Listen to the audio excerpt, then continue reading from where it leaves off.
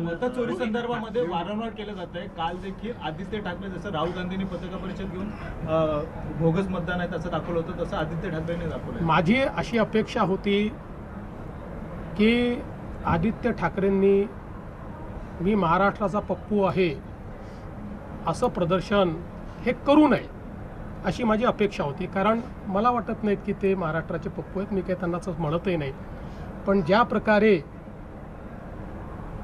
राहुल गांधींनी मोठी स्क्रीन लावून त्याच्यावर इकडून तिकडे येरझाऱ्या घालायच्या आणि खोदा पहाडावर चुहा भी नाही निकला अशा पद्धतीचं वक्तव्य करायचं, दुर्दैवाने तेच काल या ठिकाणी आदित्य ठाकरेंनी केलेलं आहे.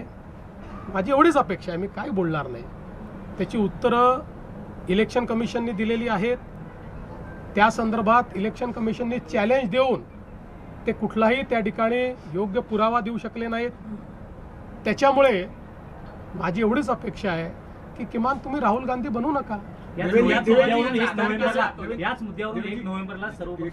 त्याच्यावर मी कालच सांगितलं कव्हर फायरिंग आहे, त्यांना माहिती आहे निवडणुका हरणार आहे म्हणून कवर फायरिंग करतात. देवेंद्र जी, जिस तरीके से आदित्य ठाकरे ने कल जो वर्ली में दिखाया और उसके बाद 1 नवंबर को मोर्चा ले जाने की तैयारी, इसको कैसे देखिए मेरी अपेक्षा इतनी थी कि मैं आदित्य ठाकरे को थोड़ा बहुत जानता हूँ, इसलिए मुझे अपेक्षा नहीं थी कि वो भी पप्पूगिरी करेंगे.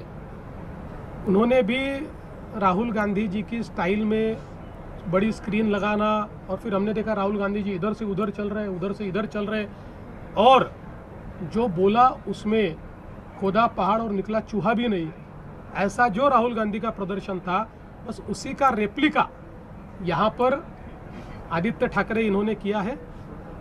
और मैं ऐसा मानता हूँ कि उनका कवर फायरिंग चल रहा है. उनको पता है जनता उनके साथ नहीं है, वो चुनाव में जीत नहीं सकते, इसलिए कवर फायरिंग कर रहे हैं कि हारने के बाद फिर यही वीडियो दिखाएंगे, देखिए हमने तो कहा था इसलिए हम हारे. ये एक प्रकार से लोकतंत्र का मजाक उड़ा रहे हैं.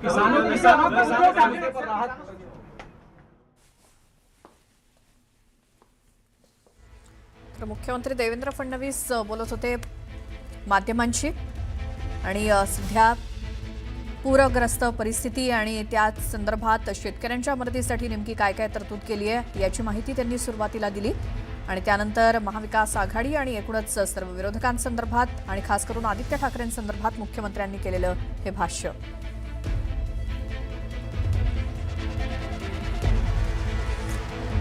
आदित्य ठाकरे यांना उद्देशून खास करून मुख्यमंत्री म्हणालेत की आदित्य ठाकरेंनी पप्पू असल्याचं प्रदर्शन करू नये, आदित्य ठाकरेंनी राहुल गांधी बनू नये.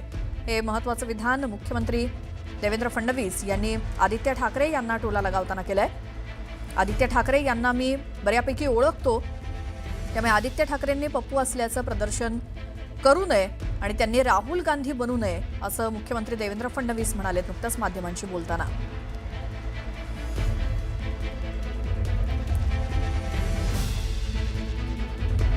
काल शिवसेना उद्धव बाळासाहेब ठाकरे पक्षाच्या मेळाव्यामध्ये उद्धव ठाकरे, आदित्य ठाकरे यांनी केंद्र सरकार, राज्य सरकार यांच्यावरती जी काही टीका केलेली होती वोट चोरी संदर्भात, तर वोट चोरीचा जो मुद्दा राहुल गांधी यांनी उपस्थित केलेला आहे किंवा उचलून धरलेला आहे त्याची चरी ओढत जो मुद्दा काल निर्धार मेळाव्यामध्ये आदित्य ठाकरे यांनी पुराव्यासकट दाखवून दिला, त्यालाच उद्देशून मुख्यमंत्री देवेंद्र फडणवीस बोलतायत की आदित्य ठाकरेंनी राहुल गांधी बनू नये.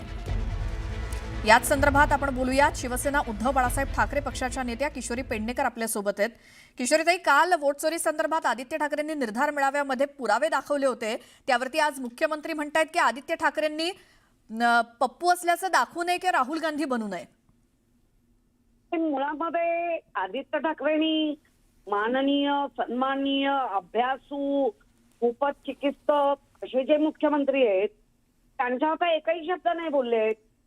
आदित्य ठाकरेंनी त्यांना नावही नाही घेतलं किंवा त्यांना उद्देशून काय बोललं जाईल असंही नाही केलं. आदित्य ठाकरे साहेबांनी निवडणूक आयोगावर बोलले. मग निवडणूक आयोग स्वतंत्र आहे ना महाराष्ट्रात आणि देशात. मग निवडणूक आयोगाला बोलल्यानंतर याचं उत्तर निवडणूक आयोगाने दिलं पाहिजे. सन्माननीय, माननीय, एकदम अभ्यासू मुख्यमंत्री का उत्तर देतायत? हम्म. आणि बरं उत्तर देतायत ते देतायत, इतकी का मिरची लागली की त्यांना आदित्य उद्धव ठाकरे, आदित्य ज्याचं नावच तळपता सूर्य आहे, आता असं काहीतरी तुम्ही बोलायचं? त्यांनी काय म्हटलं आदित्य साहेबांनी हम्म. की हे सगळे आम्ही पडताळणी केली आणि त्या पडताळणीमध्ये हे सगळं दिसलंय, पण निवडणूक आयोगाने उत्तर दिलं पाहिजे ना. हम्म. आणि हे जे अभ्यासू माननीय सन्माननीय आमचे मुख्यमंत्री आहेत, हम्म. त्यांनी त्वरित पत्रकार परिषद घेऊन आयोगाला जाब विचारला पाहिजे, हम्म. त्यांची खडसवली पाहिजे चांगली. काय करता तुम्ही 365 दिवस, तुम्हाला हेच काम आहे, मग तुम्ही याद्या नीट का नाही करत? मग तुमचे जे तयार असतात, जे इकडनं तिकडनं सगळे आमचे कर्मचारी घेतलेले असतात, त्यांना कुठलं काम देता? कर्मचाऱ्यांनी नेलेलं काम तुम्ही बघतच नाही का? हम्म. निवडणूक आयोगाला विचारलेले प्रश्न आहेत. त्यावरनं असं सिद्ध होतं की आदित्यने जे प्रश्न मांडले ते अभ्यासपूर्वक मांडले. हम्म. मग जर आदित्यांना असं कोणी, मग अगदी मुख्यमंत्री असले तरी, तर तुम्ही असे पप्पू सारखे विचार का करता? नाहीतर नक्की पप्पू कोण? बरं, कालचं प्रेझेंटेशन आदित्य ठाकरेंचं बघता हे सत्ताधाऱ्यांना काही रुचलेलं नाहीये असंच एकूणच दिसतंय. तर आणखी आमचं म्हणणं मॅडम, त्यांना रुचावं की पचावं की अजून काय लागावं हे आमचं काय प्रश्नच नाही. हम्म. इथे स्वतंत्र स्वायत्ता दिलेल्या संस्था आहेत, स्वतंत्र दिलंय ना. निवडणूक आयोगावर एक आयुक्त बसवलंय, हम्म. लेचा पेचा आयुक्त नाही ना बसवत तुम्ही. हम्म. पण निवडणूक आयोग देईल ना उत्तर. तुम्ही का देताय? तुम्हाला का लागते एवढी काळजी, का वाटते? बरोबर. तर किशोरीताई, मनसेच्या मेळाव्यामध्ये सुद्धा राज ठाकरेंनी हाच प्रश्न विचारला होता की निवडणूक आयोगाला विचारलेल्या प्रश्नांची उत्तरं सत्ताधारी का देतात? तोच मुद्दा किशोरीताईंनी सुद्धा उपस्थित केलेला आहे. तर याचं उत्तर निवडणूक आयोगानं देणं अपेक्षित आहे. मग मुख्यमंत्री का यावरती बोलतात, असं किशोरी पेडणेकर यांचं मत आहे. आणि यानंतर या बुलेटिनमध्ये बातम्या वेगवान बघूयात. उद्धव ठाकरे भस्म्या रोग झालेला अॅनाकोंडा आहेत. 25 वर्षांपासून अॅनाकोंडाचा मुंबईला विळखा बसला, असा हल्लाबोल उपमुख्यमंत्री एकनाथ शिंदेंनी केला.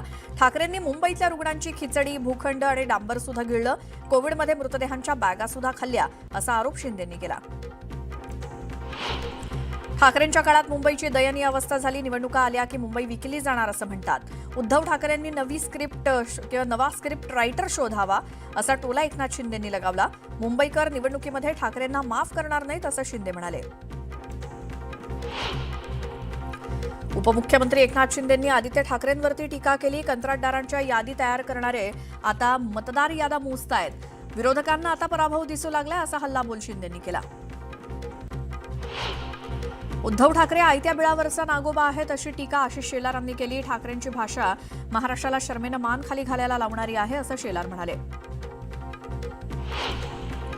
मतदार यादीवरनं आदित्य ठाकरेंनी केलेल्या आरोपांना आशिष शेलारांनी प्रत्युत्तर दिलंय. तुम्ही आकडेवारी समोर आणा, आम्ही सत्य परिस्थिती समोर आणू, असं आव्हान शेलारांनी आदित्य ठाकरेंना दिलं.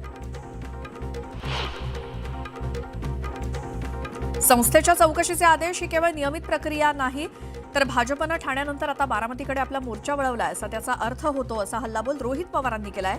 भाजपला आता कुबड्यांची गरज नाही, हे त्यांनी स्पष्ट करत चौकशीचे आदेश दिलेत आणि राजकीय द्वेषातून चांगल्या संस्थेची चौकशी करून संस्थेचं नाव बदनाम केलं जातंय, असा गंभीर आरोप रोहित पवारांनी भाजपवर केला. वसंतदादा शुगर इन्स्टिट्यूट चौकशीवरनं महसूल मंत्री चंद्रशेखर बावनकुळे यांनी टीका केली. चौकशी लावली म्हणून आरडाओरडा कशाला करता, असा प्रश्न बावनकुळे यांनी विचारला. वसंतदादा शुगर इन्स्टिट्यूटच्या चौकशीसाठी समिती नेमणं हास्यास्पद आहे. अशा चौकशीनं फार काही होणार नाही, असं प्रशांत जगताप म्हणाले. देवेंद्र फडणवीस महापाप करतायत, हे महाराष्ट्राच्या काळ्या इतिहासात लिहिलं जाईल, अशी टीका जगतापांनी केली. आनंदराज आंबेडकर यांची रिपब्लिकन सेना राज्यभरात 10% जागांवरती लढणार असल्याचा दावा अमन आंबेडकर यांनी केला. शिवसेना शिंदे गटासोबत रिपब्लिकन सेनेची युती आहे. माजी खासदार हिना गावितांची पुन्हा घर वापसी होणार आहे. मुंबईमध्ये प्रदेशाध्यक्ष रवींद्र चव्हाण यांच्या उपस्थितीत त्या भाजपमध्ये प्रवेश करणार आहेत. लोकसभा निवडणुकीत झालेल्या पराभवामुळे पक्षादेश झुगारून हिना गावित यांनी अक्कलकुवा धडगाव मतदारसंघातनं बंडखोरी करत अपक्ष उमेदवार म्हणून निवडणूक लढवली होती. हर्षवर्धन पाटलांचे 3 शिलेदार अजित पवारांच्या राष्ट्रवादीत प्रवेश करणार आहेत. स्थानिक स्वराज्य संस्था आणि नगर परिषदेच्या निवडणुकीच्या तोंडावर हर्षवर्धन पाटलांना मोठा धक्का बसलाय. विधानसभा अध्यक्ष राहुल नार्वेकर यांच्या बंगल्याची डागडुजी केली जाणार आहे. या डागडुजीसाठी तब्बल 1,04 लाखांचा खर्च येणार आहे. नागपुरातील रवी भवन इथे विधानसभा अध्यक्षांच्या 9 नंबरच्या बंगल्याची डागडुजी सध्या सुरू आहे. पुणे पोलिसांनी थेट युनायटेड किंगडमच्या हायकमिशनला पत्र लिहिलंय. पुणे पोलिसांचे युकेच्या हायकमिशनसोबत पत्रव्यवहार सुरू असून निलेश घायवळला ताब्यात घेण्यासंदर्भात त्यात उल्लेख करण्यात आलाय. घायवळनं चुकीच्या पद्धतीनं पासपोर्ट बनवला असून त्याच्यावर पुण्यामध्ये अनेक गुन्हे दाखल असल्याचंही पत्रात नमूद करण्यात आलंय.